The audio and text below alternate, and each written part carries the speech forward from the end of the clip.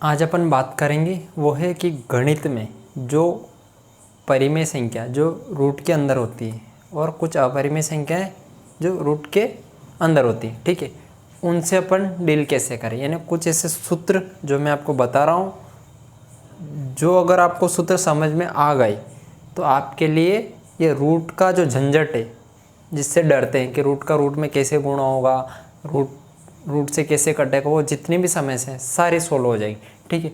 तो एक एक करके मैं सूत्र जो बताऊंगा वो उदाहरण सहित बताऊंगा। तो आपको सूत्र तो समझना ही है, साथ के साथ में उदाहरण भी लिखना पड़ेगा, तब जाके आपके जो कंसेप्ट है वो सारे क्लियर होंगे।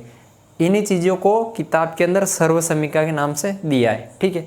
तो आप सर्वसमीका कहें या कंसेप्ट कहें, कुछ भी फर्क नहीं पड़ता, अपने को समझ में आना चाहिए, ठीक है। तो जो सबसे पहला है वो है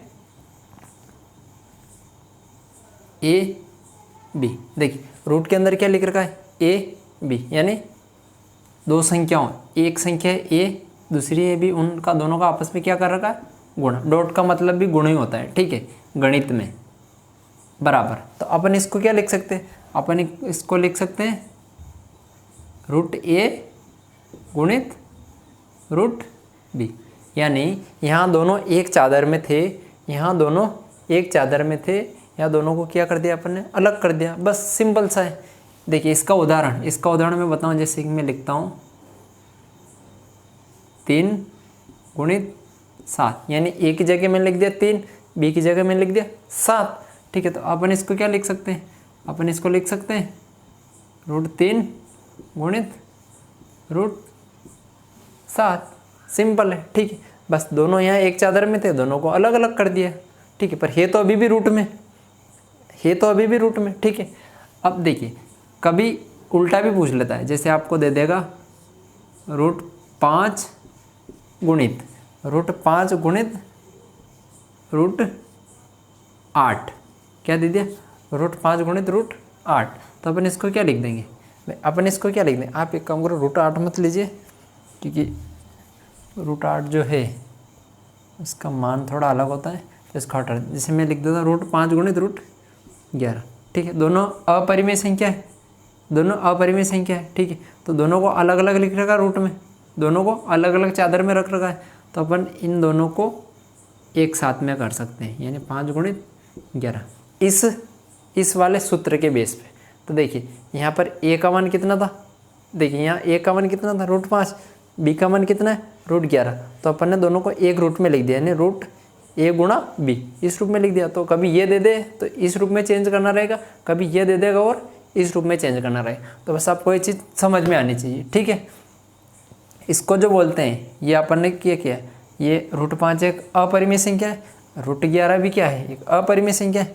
तो एक अपरिमेय संख्या का गुणा दूसरी अपरिमेय संख्या में किया, तो यहाँ पर कितना आ रहा है निकल करके, एक अपरिमेय संख्या का गुणा दूसरी अपरिमेय, यानी दो अपरिमेय संख्याओं का आपस में क्या किया अपन ने, गुणा किया। तो कितना आ रहा है दोनों का 55। तो जो 55 जो आएगा, ये जो 55 जो आएगा, ये भी कौन सी संख्या होगी, एक अपरिमेय संख्या। मैं लिख देता हूँ यहाँ पर, यह रूट 5 जो है ये कौन सी संख्या है, अपरिमेय संख्या। और ये रूट 11 भी क्या है, इनका आपस में क्या किया अपन ने, गुणा। ये भी क्या है, अपरिमेय संख्या, ठीक है, अपरिमेय संख्या। तो एक अपरिमेय संख्या का गुणा दूसरी अपरिमेय संख्या में किया, तो जो उत्तर जो आया वो भी क्या है, एक अपरिमेय संख्या, वो भी क्या निकल के आया, एक अपरिमेय संख्या, ठीक। ये भी क्या है, अपरिमेय संख्या, ठीक है। अब आपके जो 9th और 10th में जो ऑब्जेक्टिव वाले क्वेश्चन आएंगे वो ऐसे आएंगे कि दो अपरिमेय संख्याओं को गुणा करने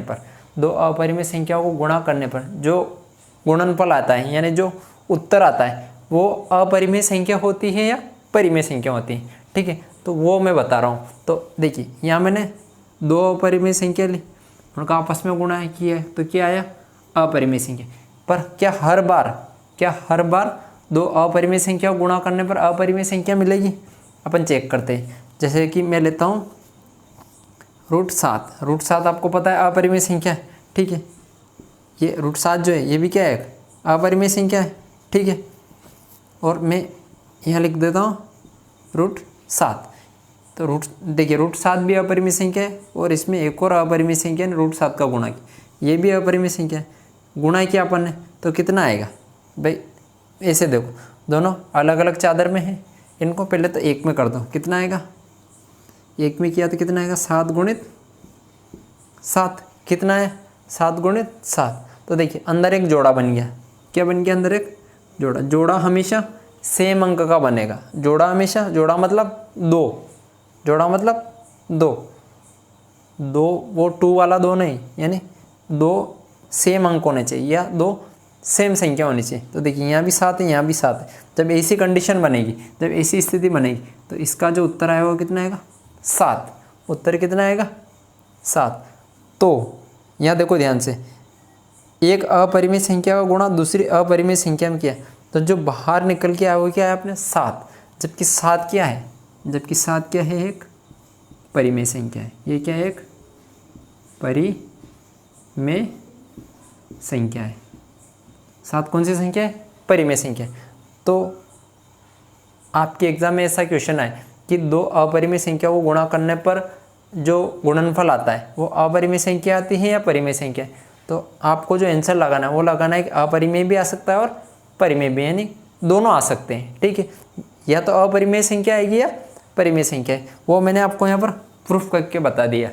अब अपने को पता कैसे चलेगा कि अपरिमेय संख्या आई है या परिमेय संख्या है, यानी अपने को मान लो कि ये सब कुछ दे दिया, 2 संख्याएं दे दी अलग अलग, ठीक है। मान लो कि अपने को संख्या दे दी, एक दे दी 13 और एक दे दी 65, ठीक है। अब अपन से पूछ रहा है कि इनका गुणा करने पर, तो देखो दोनों अलग अलग में, पहले तो इनको एक में कर दो तो क्या आएगा 13 × 65 आएगा, ठीक है। अब अपनों से जो पूछ रहा है कि ये जो 13 × 65 आया, ठीक है, ये अपरिमेय संख्या है या परिमेय संख्या है, तो अपन इसको कैसे चेक करेंगे कि ये परिमेय है या अपरिमेय संख्या है। तो ये जो है अभी तो ये क्या है अपरिमेय संख्या, कौन सी संख्या है अपरिमेय संख्या है, अपरिमेय संख्या। कारण बताऊं, कारण ये है जब भी आप दो अपरिमेय संख्याओं का, दोनों संख्याएं अलग अलग है, जब भी आप दो अलग अलग, मेरी लाइन को ध्यान से सुनना, जब भी आप या जब भी हम दो अलग अलग अपरिमेय संख्याओं को गुणा करेंगे, दोनों अलग अलग है, दोनों अलग अलग है, तो जब भी हम दो अलग अलग अपरिमेय संख्याओं को गुणा करेंगे तो जो रिजल्ट निकल के आएगा, जो उत्तर जो निकल के आएगा वो भी क्या रहेगा एक अपरिमेय संख्या है। अब यहाँ पर देखिए, यहाँ परिमेय क्यों बन रहा था, उसकी वजह ये थी कि जो अपन ने दो अपरिमेय संख्या का आपस में गुणा किया, दोनों क्या है सेम है भाई। देखो √7 सेम, तो जब भी दो सेम अपरिमेय संख्या हो, ध्यान से सुनना, जब भी दो सेम अपरिमेय संख्याओं का गुणा आपस में होगा तो जो रिजल्ट निकल के आएगा, जो उत्तर आएगा वो हमेशा क्या रहेगा परिमेय संख्याओं का। आप दुनिया की कोई सी भी संख्या उठा लो, अगर दोनों अगर रूट के अंदर सेम है, उनका गुणा करने पर हमेशा क्या आएगा परिमेय संख्या आएगी। अब जब आप परिमेयकरण करोगे इन सवालों में, तो परिमेयकरण में ज़्यादातर ये स्थिति बन जाएगी, ये वाली, यानी दो सेम संख्या रूट में मिलेगी, उनका आपको गुणा करना रहेगा। या देखो अपन इसको ऐसा भी लिख सकते हैं, मैं इसको और बता रहा हूँ, ये जो है ये चीज़, ये इसको बताता हूँ। देखिए ये जो चीज़ है इसको आप क्या लिख सकते हैं, इसको आप ऐसे नहीं लिख सकते हो कि √7 का वर्ग है, वैसे तो लिखते हैं √7 का वर्ग है, √7 का वर्ग है। तो जब भी किसी संख्या जो रूट में है, जब भी किसी संख्या या कोई संख्या जो रूट के अंदर है उसका वर्ग करना रहेगा, जब भी कोई संख्या रूट के अंदर है उसका वर्ग करना रहेगा, तो बस क्या रहेगा, बस रूट हट जाएगा और वो संख्या बाहर निकल के आ जाएगी, यानी इसका जो उत्तर रहेगा वो भी क्या रहेगा 7। तो ये चीज़ हमेशा ध्यान रखना कि जब भी रूट वाली संख्या का वर्ग करेंगे तो हमेशा क्या होगा रूट हट जाएगा। मैं केवल रूट के अंदर की बात कर रहा हूँ, मैं पूरी संख्या की बात नहीं, मतलब कुछ अलग संख्या की बात नहीं कर रहा हूँ। जैसे √7 का वर्ग है, √5 का वर्ग है, √4, √6, √3, √11, √13, इन संख्याओं का जब भी आप वर्ग करोगे तो हमेशा क्या रहेगा, रूट हट जाएगा। बस उसके हटने की जो वजह है वो मैं बता देता हूँ। तो देखिए, तो वो भी आप समझ लो। देखिए जैसे √7 लिखा मैंने, ये √7 का वर्ग करा, तो हकीकत में जो रूट जो होता है ना, रूट, ये वाला रूट, इसका जो मतलब होता है वो होता है आधी घात। क्या? आधी घात। तो रूट का जो मतलब होता है वो क्या होता है? आधी घात। ठीक है, तो ये मैंने लिखा 7 और मैंने क्या किया, रूट हटा दिया। जब मैंने रूट हटाया तो मुझे क्या करना पड़ा, घात कितनी लगानी पड़ेगी? आधी। तो मैंने इसकी घात कितनी लगा दी? 1/2। ठीक है, तो मैंने इसका रूट हटाया और घात कितनी लगा दी? आधी। अब देखिए, ये जो घात 2 होती है, ये वाली जो घात 2 है, ये तो मैंने लगाई नहीं, तो इसको मैं कहाँ लगा दूंगा? मैं यहाँ पर, इस टाइप से। तो मैंने इसकी घात भी कितनी लगा दी? 2। यहाँ तक समझ में आया? ठीक। अब देखिए, ये जो आगे वाला हो, ये कैसे होगा भाई? घात की डबल घात है भाई, घात की घात लग रही है, तो इसको अपन कैसे हल करेंगे? 7 की घात 1/2 और गुणित 7 की घात 1/2 और गुणित 2, यानी घातों का आपस में क्या हो रहा है? गुणा हो रहा है। घातों का आपस में क्या हो रहा है? गुणा हो रहा है। तो ये इस टाइप की कंडीशन बन जाएगी। अब यहाँ पर आके क्या होगा? जैसे मैंने लिखा 7 की घात 1/2 और गुणा में कितना लिख दिया मैंने? 2। तो ये 2 से ये 2 कट जाता है, क्योंकि ऊपर नीचे संख्या कटती है, तो ये 2 से 2 कट जाएगा। तो यहाँ कितना बचेगा? 7 की घात कितना बचेगा? 1। 7 की घात 1 बचा, तो 7 की घात 1 मतलब क्या रहेगा? 7 की घात 1 मतलब 7। ठीक है, तो समझ में आया कि कैसे निकलता है बाहर। ये इसके पीछे की पूरी कहानी ये वाले। ठीक है, अब यहाँ पर भी एक सूत्र लगता है, यहाँ पर भी एक सूत्र लगता है, वो वाला मैं सूत्र बता देता हूँ कि इनका आपस में गुणा किया, क्यों किया। तो देखिए, यहाँ पर एक सूत्र लगा है, इस जगह आपको एक सूत्र देखना पड़ेगा। तो सूत्र क्या है? तो देखिए वो जो सूत्र है वो है, जैसे कि मैं लिख रहा हूँ a की घात m, और फिर इस पूरे की घात कितनी लिख दी मैंने? n। इस टाइप की स्थिति, यानी एक आधार है और घातें कितने लग रही है? डबल। आधार तो a ही है, आधार तो a है और उसकी घात m है, और फिर पूरी की घात कितनी? m। यानी तो इसको अपन क्या लिखते हैं? a की घात m गुणा n। तो a की घात m गुणा n। तो देखो, घातों का गुणा किया, तो अपन ने भी तो यहाँ पर घातों का दोनों जगह क्या किया था? गुणा किया था, सिंपल सा। तो इस वजह से वो कट गया। अगर नहीं कटने जैसी स्थिति होगी तो अपन आपस में दोनों का क्या करते हैं? गुणा करके लिख देंगे।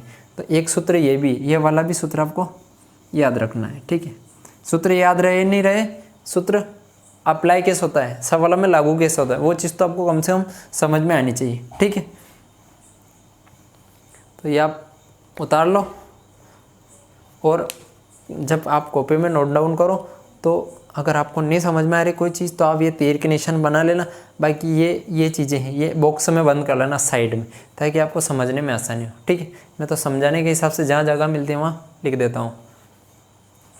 तो ये मैंने पहला सूत्र बताया। इस देखो, सूत्र मैंने 1 उठाया था, तो उसके बेस पे कितना मटेरियल आपके सामने आ गया। ऐसे 3 या 4 सूत्र हैं, तो मैं उनको एक एक करके बता दूँगा। लेकिन अगर आप ध्यान से सुनोगे, ध्यान से पढ़ोगे, नोट करोगे, तो मैं गारंटी लिख के देता हूँ कि दिमाग में बैठ जाएगा। ठीक है।